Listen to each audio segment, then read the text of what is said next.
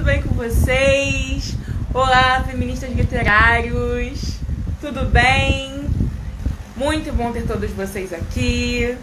Hoje a gente vai ter uma live muito especial, muito importante. Hoje nossa live é a nossa live de lançamento do livro Feminismos, o que as feministas querem, certo? Esse livro está disponível na Amazon, ok? Ele está ali disponível pelo Kindle Unlimited. Então, se você tem o Kindle Unlimited, ele já está disponível para você de forma gratuita, ok? E caso você não tenha o Kindle Unlimited, ele está disponível no formato e-book por apenas R$ 24,99. A autora desse livro, a gente vai conversar com ela hoje, é a professora Raíssa Ribeiro. E ela tem muitas coisas importantes para contar pra gente a respeito disso, a respeito do livro, como foi esse processo, né, o porquê desse tema. Então a gente vai ter um momento muito bacana agora, hoje à tarde, nesse momento.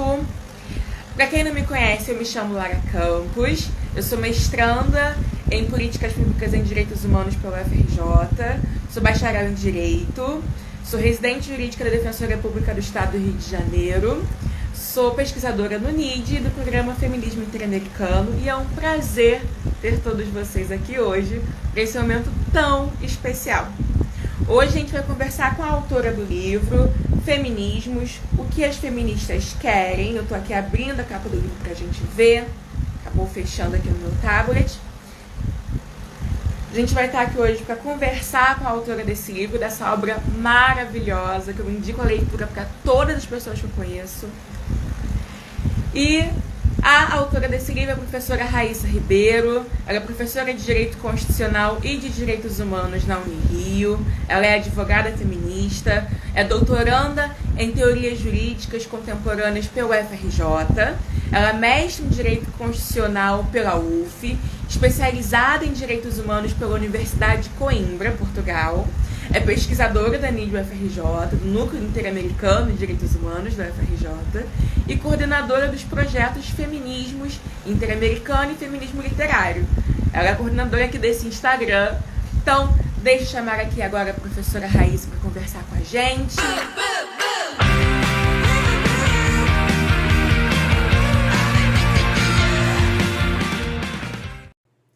Oi, Raíssa! Oi, tudo bem, Lara, querida? Tudo bem? Muito obrigada pela apresentação, adorei, muito obrigada. Obrigada a você. Obrigada a você por essa obra maravilhosa. Eu quero começar te agradecendo, Raíssa. Que livro maravilhoso. A gente sempre brinca que, assim, a gente quer obras que falem sobre o feminismo que sejam acessíveis.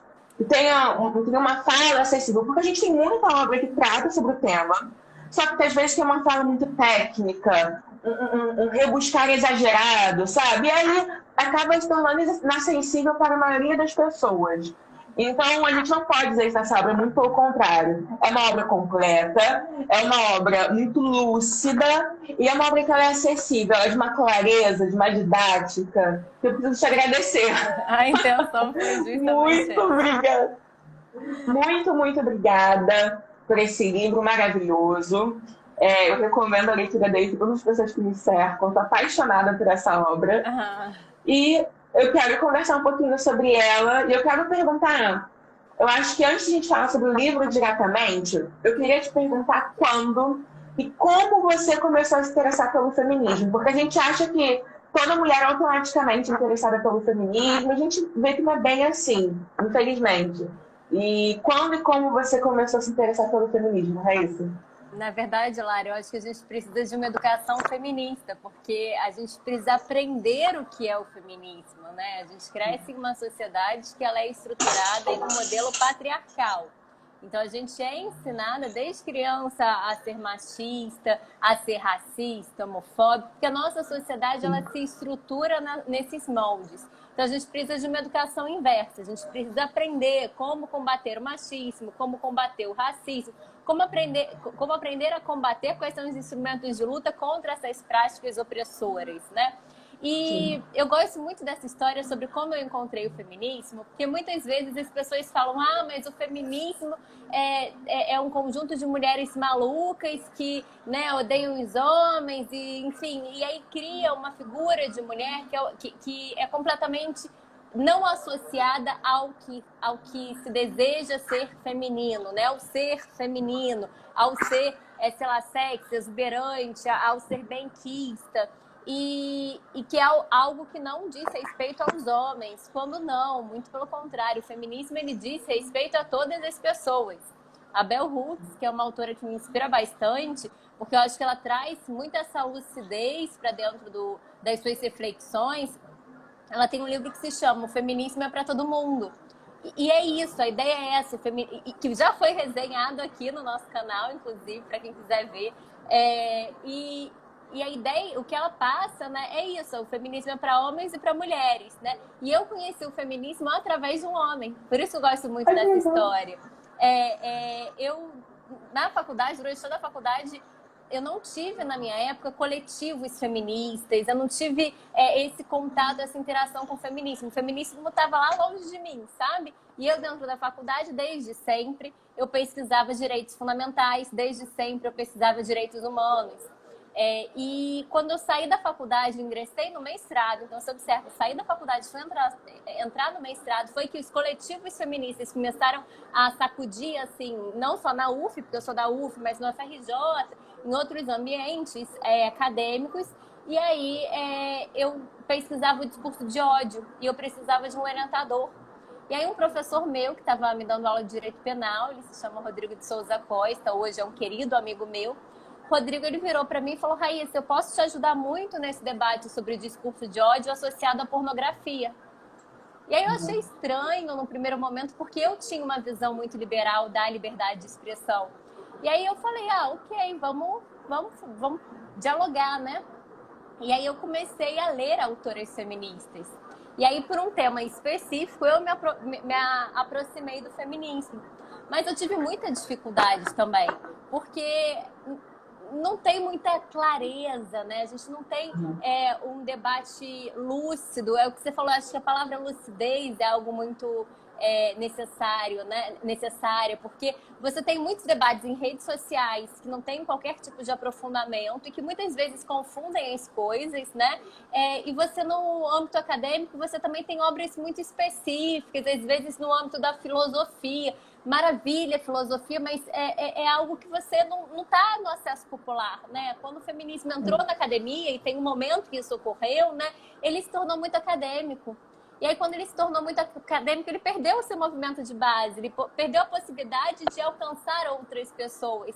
Então, acho que é importante a gente resgatar isso. Então, essa foi basicamente a história, né? Eu tive contato com o feminismo por conta de um homem, eu sou muito agradecida a ele, não só por isso, mas por várias coisas, porque o Rodrigo foi um excelente orientador. Eu conheço, tem outras orientandas dele, né? A Renata, a Marcela também, que se tornaram grandes amigas minhas por conta dele. Então, assim, o Rodrigo é um querido.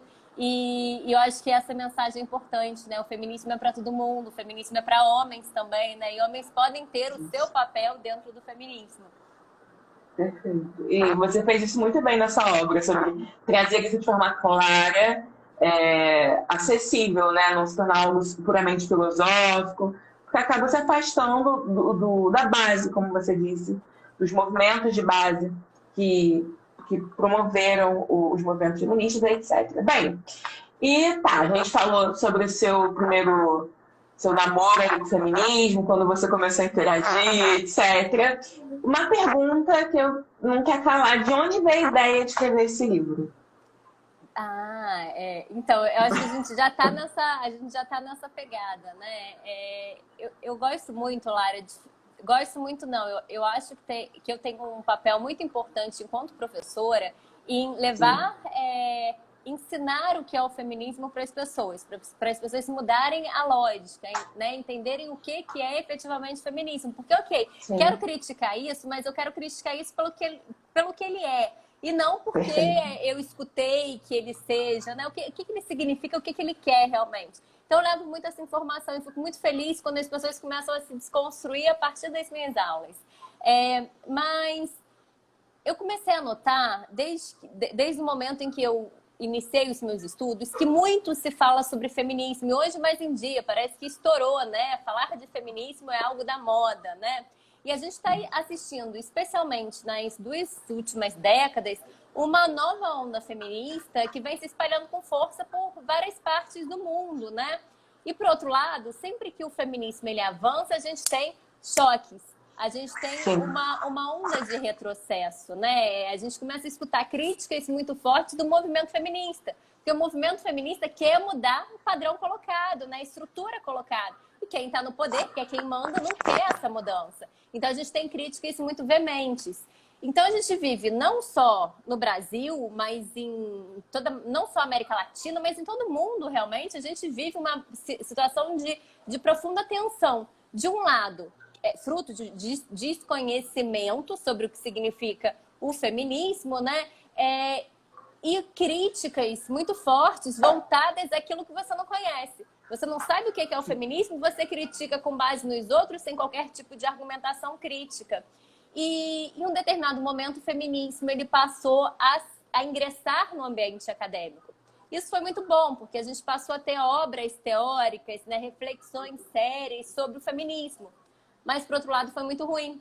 O que você já falou, né? O debate acadêmico, ele acaba sendo muito fechado, ele acaba sendo muito específico, ele não é levado para todo mundo, ele não é levado para o grande público, né? E ele acaba se perdendo. Eu acho que quando o feminismo ele entrou na academia, ele acabou se perdendo por não mais dialogar com a sociedade como um todo.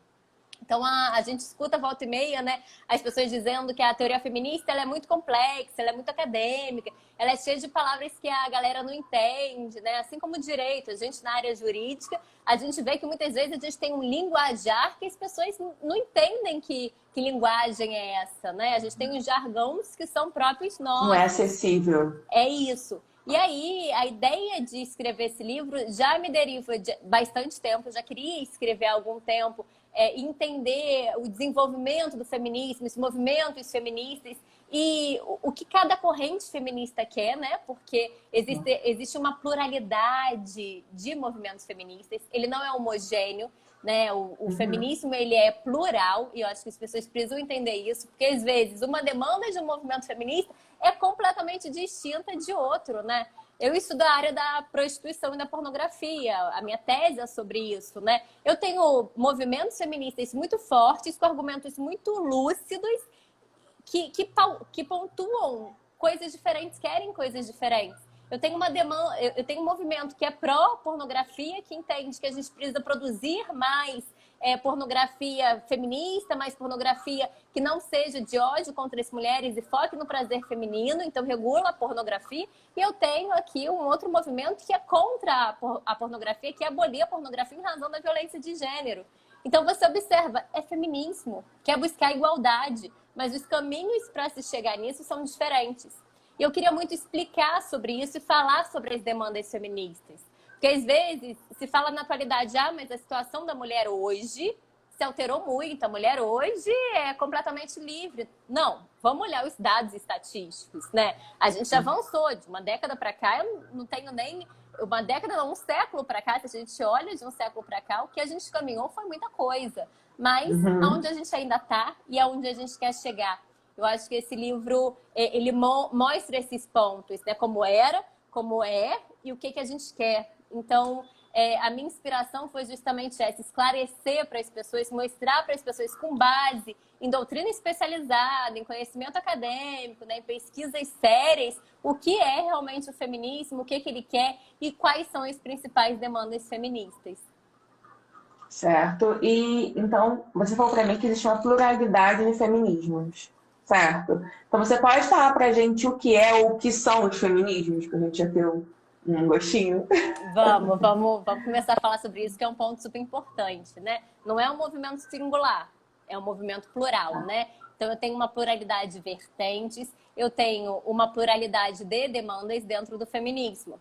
E se a gente pensar numa matriz eurocêntrica, estadunidense, né, nos países de capitalismo avançado, o movimento feminista vem se desenvolvendo há mais tempo. A gente tem uma larga tradição de silenciamento da mulher, às vezes maior ou menor ao longo da humanidade, mas há o silenciamento histórico da mulher desde a antiguidade, mas apenas após as revoluções burguesas e principalmente a partir do século XIX, a gente começou a catalogar os movimentos feministas enquanto algo consolidado, enquanto algo que tinha bandeiras, às vezes, muito divergentes também, mas algo que tinha uma força maior.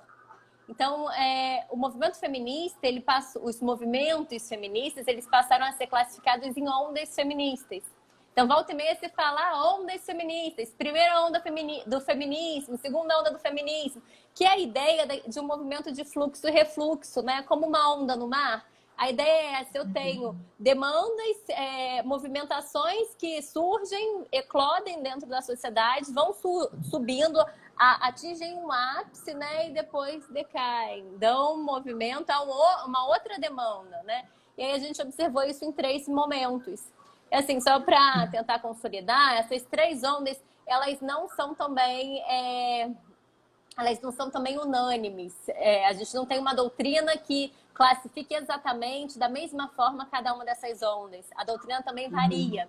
Mas se a gente pensar numa historiografia oficial do que é mais divulgado, a gente tem a primeira onda associada ao movimento sufragista.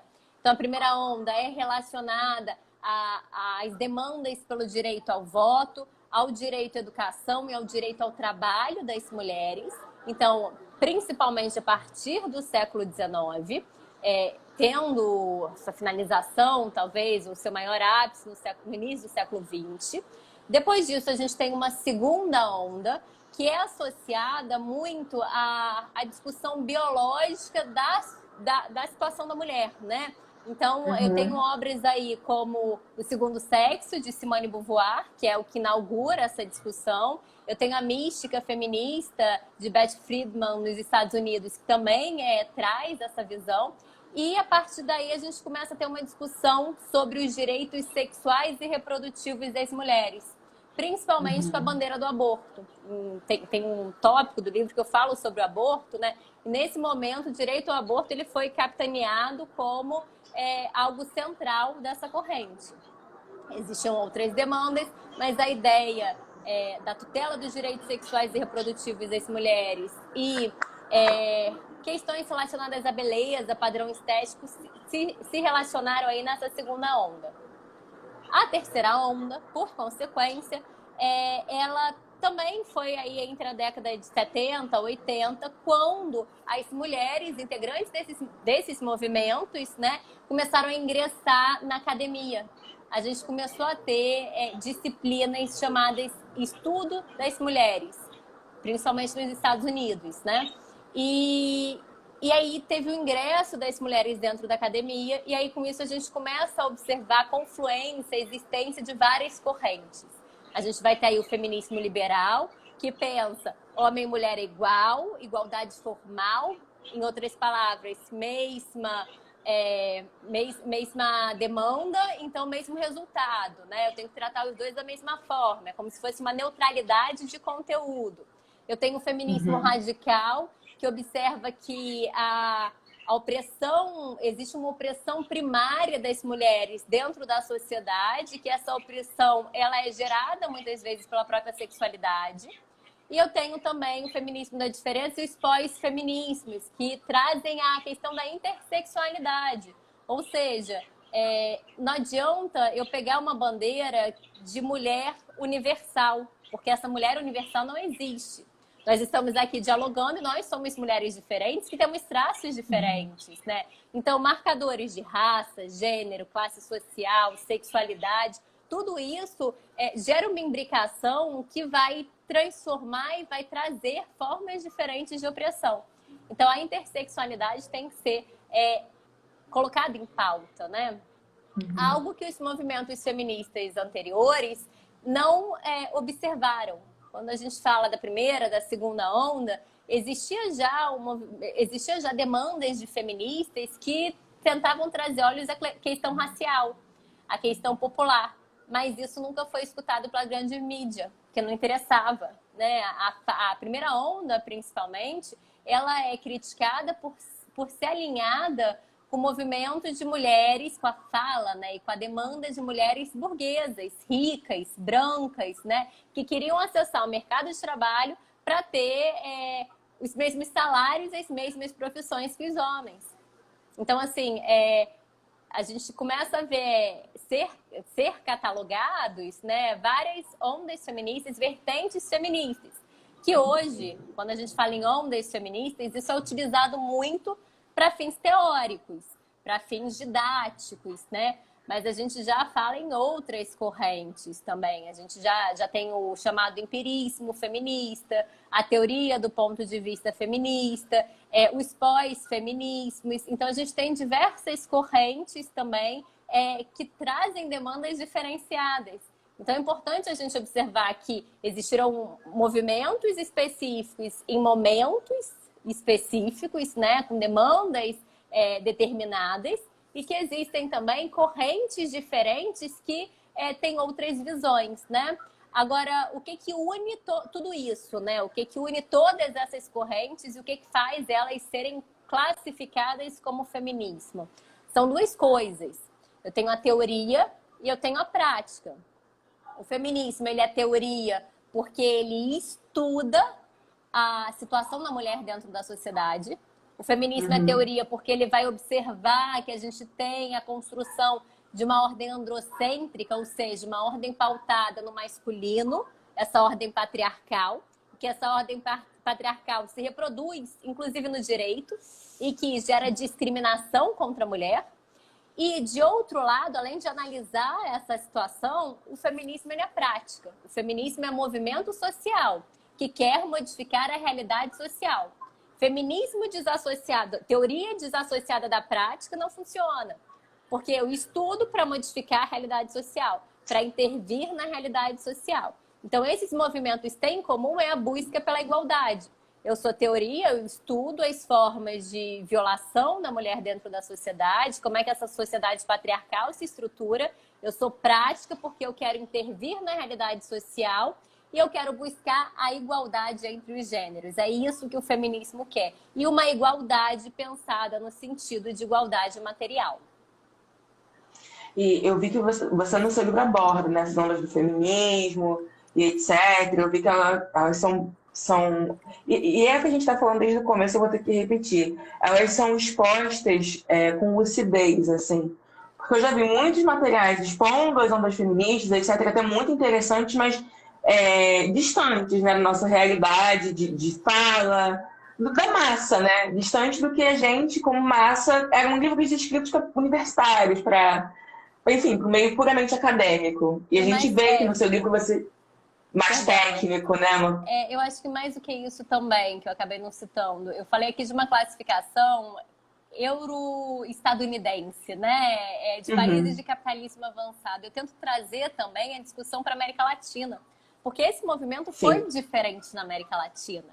Né? No Brasil, se a gente está falando aqui da segunda, da terceira onda, da década de 60 e 70, Brasil e América Latina estavam na ditadura militar. Os nossos problemas... se discutia sexualidade, eu até discutia, mas os nossos problemas não eram relacionados à sexualidade praticamente. Os nossos problemas eram relacionados à ditadura, né? À violação de direitos fundamentais. Então a gente tem aí confluências diferentes, né? Formulação diferente. Acabei te interrompendo, perdão. Não, imagina, era justamente sobre isso que eu ia falar agora. Eu lembro que eu fiz algumas anotações, eu vi que você traça um paralelo dos movimentos feministas desenvolvidos na América Latina, como você acabou de falar, mostrando as distinções entre o desenvolvimento dessas ondas feministas aqui na América Latina, com a realidade estadunidense, etc. Então você mostra essa distinção desse desenvolvimento dos movimentos feministas. E aí você também comenta sobre as teorias decoloniais, maravilhoso, super interessante, importante a gente falar sobre isso. As teorias pós-coloniais, você também fala sobre isso. A gente fala também no livro, você fala sobre o feminismo comunitário, indígena, negro, mestiço, afro-latino-americano, interamericano, enfim, a gente está citando só alguns. Porque eu vejo que você, no seu livro, você tenta abraçar o máximo possível e trazer o máximo possível a respeito disso. E aí, a gente chega, acho que no ponto central do seu livro. A gente já entendeu que os feminismos são feminismos, né? Que a gente tem uma pluralidade de movimentos, a diferença, etc. Mas, afinal de contas, é isso, o que as feministas querem? Quais são as principais demandas feministas? E você pode me ensinar um pouquinho de cada uma dessas demandas que você observa no seu livro? Posso, vou tentar falar um pouquinho sobre cada uma delas. Mas eu acho que a ideia central, né, o que todas essas demandas, o que todas essas correntes querem é igualdade. Eu quero igualdade social, eu quero igualdade política, eu quero igualdade econômica, eu quero igualdade sexual, então eu quero igualdade em todas as esferas. O que o feminismo quer é isso, por isso que eu falei de uma igualdade material, né? Vamos parar de pensar em gênero, né? Vamos tratar todo mundo da mesma forma, que o gênero não seja fator de distinção entre as pessoas, de discriminação ou de vantagens, né? Regalias. Vamos tentar construir a sociedade de uma outra forma. Na nossa sociedade, a gente tem diversos marcadores de injustiça, né? E o gênero é uma delas. A desigualdade entre os gêneros é um marcador de injustiça e isso gera, inclusive, efeitos econômicos. Então, eu acho que num dos últimos capítulos, né, eu começo a me debruçar sobre as principais demandas. E eu busco começar lá da primeira onda, né, que queria direitos, educação, trabalho, direito ao voto. Eu começo a falar dessas demandas, né, e chegar até as demandas pelos direitos sexuais e reprodutivos. Então, de uma forma geral, eu trago aqui algumas questões importantes de análise. Por exemplo, a intersexualidade, que a gente já falou, né? Eu tento trazer aqui a discussão da intersexualidade, demonstrar como é que houve uma perda do que é intersexualidade quando ela ingressou na academia. Que a intersexualidade, ela quer trazer emancipação social. E a intersexualidade, ela quer demonstrar como é que esses marcadores de raça, gênero, sexualidade, etnia, nacionalidade, como esses marcadores, eles atravessam as pessoas de forma diferente. Como é que eles constituem formas de violações diferentes. Então, logo no início das demandas feministas, eu trago a intersexualidade. Em sequência, eu falo da autonomia, do bem-estar, da autoestima, das expressões estéticas. Tem um livro que se chama O Mito da Beleza, de Naomi Wolf.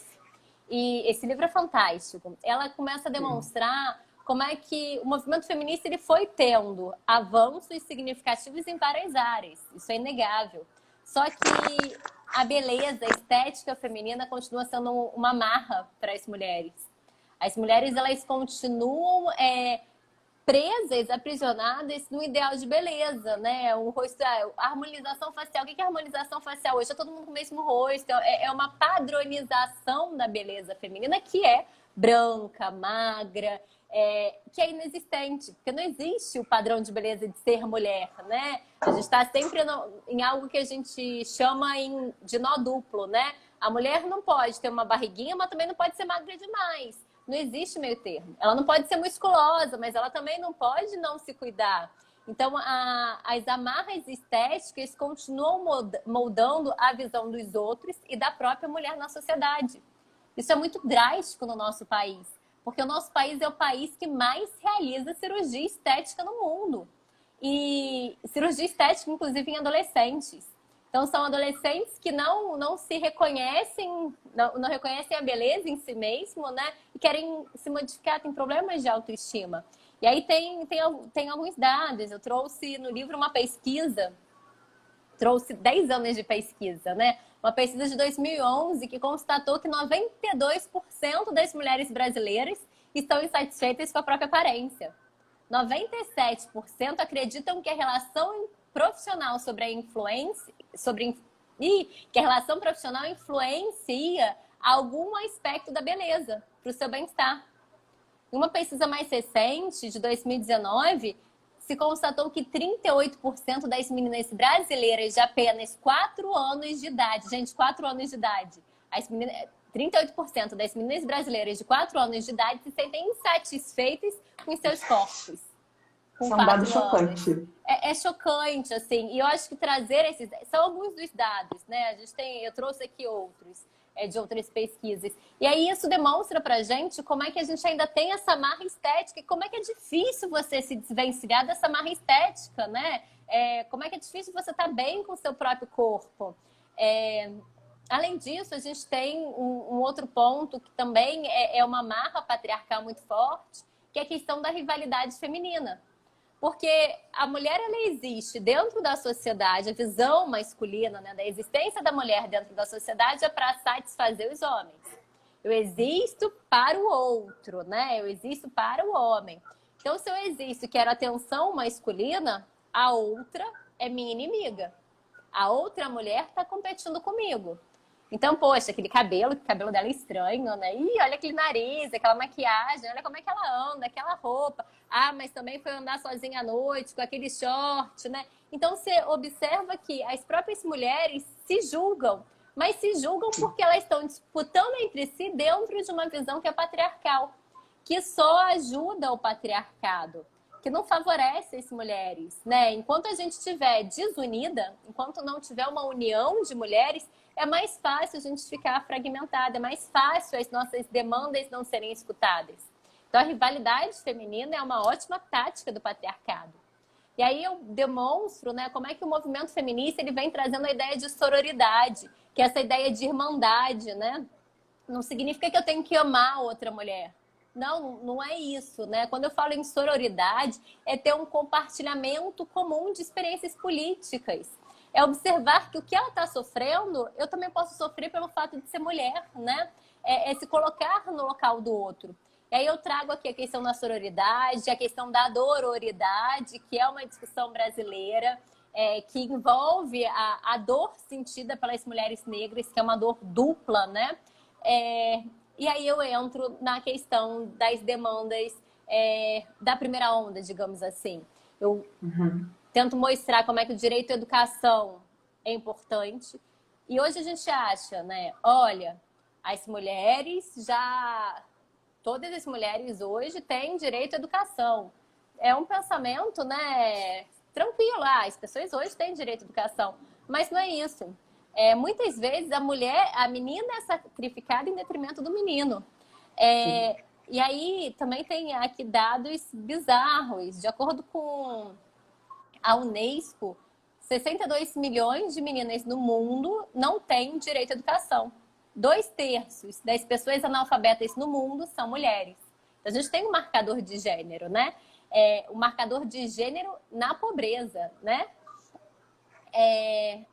Em nível mundial, apenas 60% dos países conseguiram alcançar paridade na educação primária e apenas 38% na educação secundária. Então, a questão do acesso à educação é um problema. Primeiro, a gente não tem isso resolvido completamente. Não é todo mundo e não são todas as meninas no mundo, e marcadores de classe social nos demonstram isso com mais intensidade, que alcançaram, que tiveram direito à educação concretizado. Por outro lado, a escola é fator de reprodução do patriarcado, porque a escola está dentro da sociedade, né? Então, a gente tem que começar a pensar numa educação não sexista. Porque são nos pátios das escolas que a gente tem reprodução de papéis de gênero, né? Menina vai jogar vôlei, menino vai jogar basquete, futebol, né? Menino tem que, quando, sei lá, o peito começa a nascer, tem que botar um sutiã, porque senão vai chamar a atenção dos meninos, né? Você começa a observar como é que a reprodução dos pensamentos começam já na escola. Como a gente tem que pensar, então, numa educação não sexista. E até mesmo, desculpa te interromper, até mesmo a questão de meninos podem ser cientistas e astronautas e empresários, e as meninas vão ser, não sei, sempre um trabalho vai ser cuidado, nunca um trabalho que é independente, né? Uma menina vai ser cientista. Eu lembro uma vez na escola, quando uma amiga disse, eu quero ser cientista, que a professora tomou um susto. Ela falou assim, você é cientista? E por que não ela é cientista, sabe? Porque se aquela resposta tivesse de menino, seria natural, de uma menina não seria. A gente observa aí a escola reproduzindo isso que você está falando, desse movimento patriarcal e etc. Desculpa te interromper. Não, e isso é muito forte, né, Lara? Isso é muito forte. Meninas vão brincar de casinha de boneca, meninos de boneco, Sim. né, de arminha. Sim. Então, você socializa as crianças de forma diferente pelo gênero. Meu orientador, o Rodrigo Cois, ele gosta de fazer uma pergunta, né? Ele sempre falou isso. Tem algo que é decisivo no futuro da criança quando ela está na barriga. É aquela pergunta, menino ou é menina? Porque se for menina, quarto rosa, menino, quarto azul, né? Então, você tem aí uma construção, uma educação que é diferenciada, que a gente precisa modificar. De outro lado, a gente tem demandas ainda muito fortes dentro do ambiente laboral, né? E aí, no ambiente do trabalho, primeiro, ingresso das mulheres no mercado de trabalho, com acesso a todas as profissões. Você já falou, não são todas as profissões que são vistas como femininas, né? Mulher tem profissões de cuidado, tem profissões de humanas, né? Mas ciências, biológicas já não é bem quisto, né? Volta e meia a gente escuta próprias mulheres dizendo que não vão em médicas mulheres. Então, assim, como assim? Por quê? Porque a mulher não tem conhecimento biológico, né? A mulher ela precisa se esforçar sempre muito mais para conseguir provar o seu valor. Além do ingresso das mulheres no mercado de trabalho, a paridade salarial.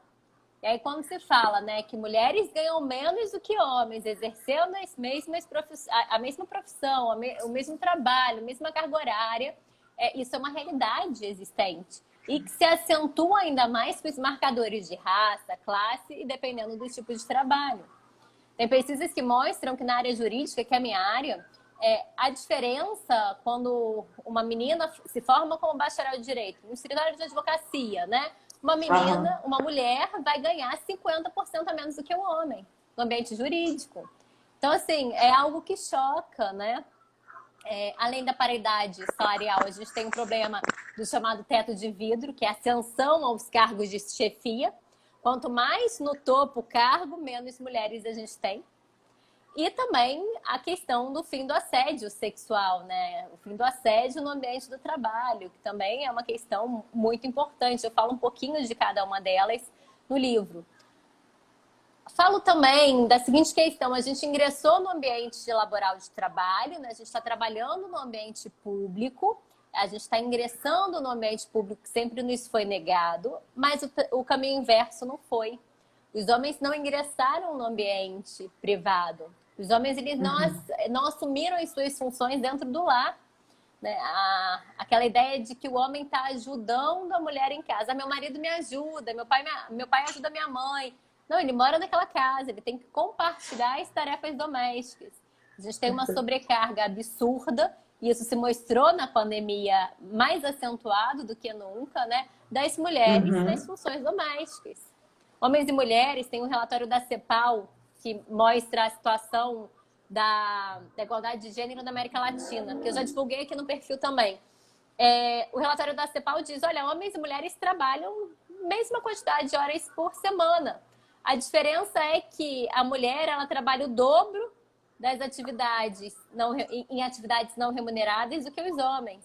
Porque as mulheres elas têm uma carga horária de trabalho em casa muito maior do que o homem. Então, é por isso se acentua também na autonomia econômica da mulher, né? A mulher ganha menos do que os homens também, mas ela trabalha a mesma coisa, ou às vezes até mais. Aquela questão da dupla, da tripla função. Então, outra coisa que eu levanto no livro. Outra questão é a questão na demanda pela cidadania, pelo sufrágio, pela paridade, né? Mulheres votam. Ok, hoje, de uma forma bastante ampla, as mulheres estão votando, né? A história do Brasil é até uma história interessante. A gente conseguiu, o Estado nos concedeu, depois de muitas demandas, né, o direito ao voto na Constituição de 1934. Constituição de 1934, né? O direito ao voto ele veio no Brasil por uma lei em 1932 e aí depois foi constitucionalizado. Constituição de 1934, mas a gente não votou logo depois, porque a gente viu o golpe de Estado em 37. A gente só chegou a votar em 46, Constituição de 1946. Então, e aí o Brasil ele é considerado o quarto país na América Latina, se eu não me engano, ou no mundo. Agora eu já não sei qual dado específico, se é no mundo ou se é na América Latina, que teve o direito ao voto das mulheres assegurado, que é algo muito né? Importante, mas assegurado em teoria, porque na prática, né, só depois da Segunda Guerra Mundial é que a gente foi votar. Gente, é muito pouco. Se a gente pensar em termos históricos, mulheres no Brasil estão votando 40, 50 anos, né? Começamos em 46, ditadura militar, redemocratização, né? A gente teve uma pausa aí no meio também. Então, as mulheres ainda não estão completamente...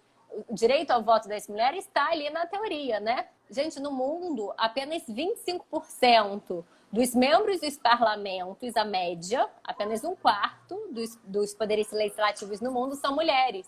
Sendo que a população mundial ela é majoritariamente feminina. Metade da população mundial é feminina. 52%, 54% da população mundial são mulheres. Por que a gente não tem essa representação? E aí a questão da paridade é muito importante. A gente ter essa representação feminina dentro dos poderes legislativos, tanto porque a gente tem pesquisas que mostram que mulheres, mesmo mulheres mais conservadoras, mas as mulheres, quando elas estão nos cargos legislativos ou nos cargos políticos, elas têm uma maior sensibilidade às demandas femininas. E as demandas feministas, principalmente, porque elas estão ali num local de sofrimento, né? Elas estão num local de compartilhamento. Um outro ponto que eu trago é a questão do direito a uma vida livre de violência.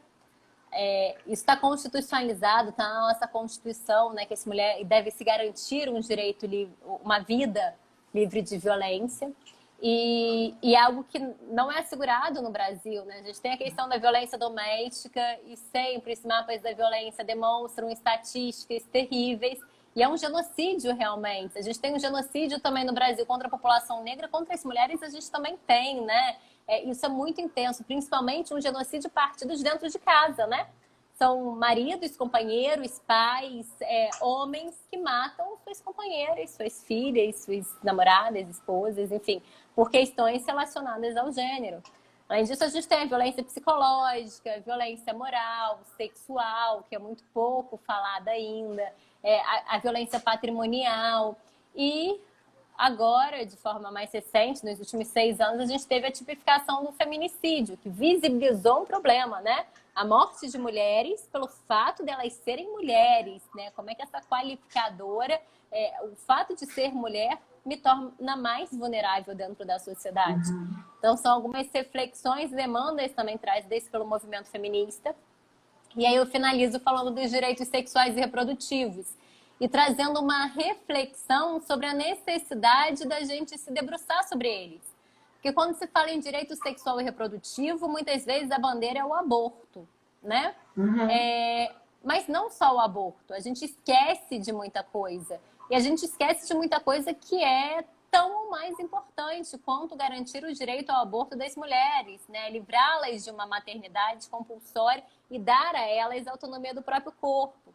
Então, quando eu estou falando, por exemplo, de uma teoria feminista que seja centrada na sexualidade, aqui eu vou ter que discutir questões diversas, não apenas como o aborto, mas o controle de natalidade, o abuso da esterilização, a violência doméstica, o estupro, o incesto, o lesbianismo, o assédio sexual, a prostituição, a escravidão sexual, a pornografia.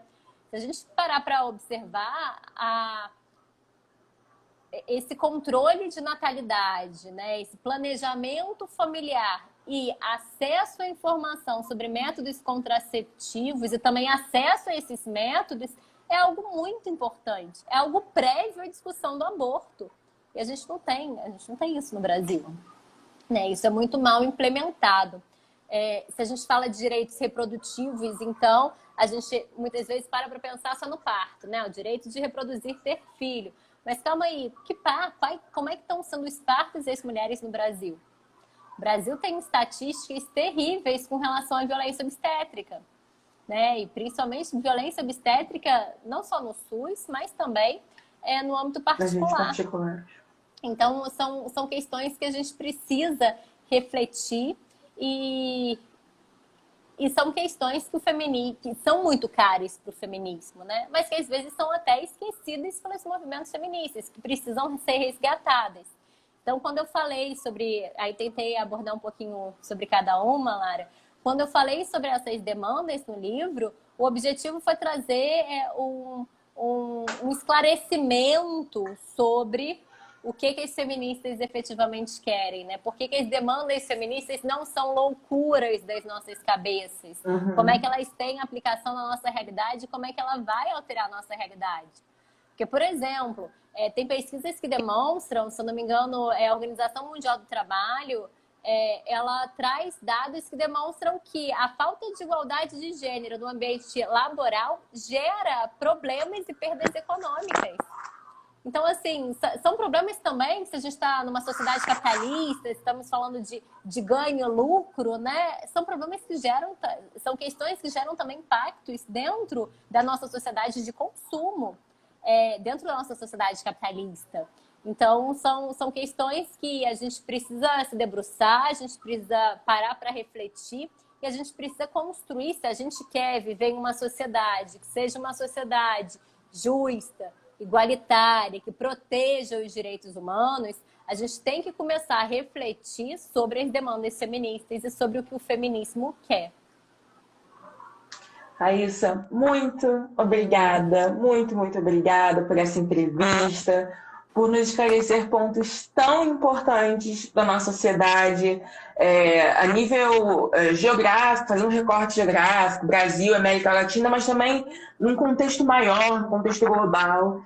O seu livro é maravilhoso. Mais uma vez, muito obrigada por essa obra. Eu estou apaixonada por ele. Que bom. E para você que está assistindo a gente, que ainda não adquiriu o livro Feminismos, o que as feministas querem, ele está disponível na Amazon, ok? Se você é assinante do Amazon Unlimited, Kindle Unlimited, isso.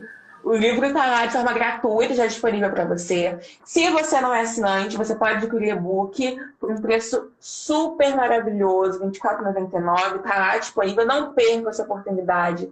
É um livro maravilhoso, é um livro esclarecedor, é um livro importantíssimo para o nosso dia a dia, para mulheres e homens. Eu acho que um sketch, uma das coisas que esse livro me pegou, foi que não é um livro que fala sobre feminismo para todo mundo. Então, a gente não está falando só com mulheres, a gente está falando com a sociedade de forma geral, de forma clara. Muito obrigada por isso, Raíssa. Muito obrigada pela entrevista. Você, queridíssima. Muito obrigada. Gente, espero que vocês gostem. O livro está disponível e a gente segue juntas e juntos, né, na construção dessa sociedade igualitária. Muito obrigada a você que nos assistiu até aqui. A gente se vê na próxima oportunidade. Se você ainda não nos segue aqui no Feminismo Literário, nos siga. A gente sempre posta informações muito importantes, muito interessantes, muito pertinentes e atualizadas. A gente se vê na próxima. Tchau, tchau! Beijo, galera!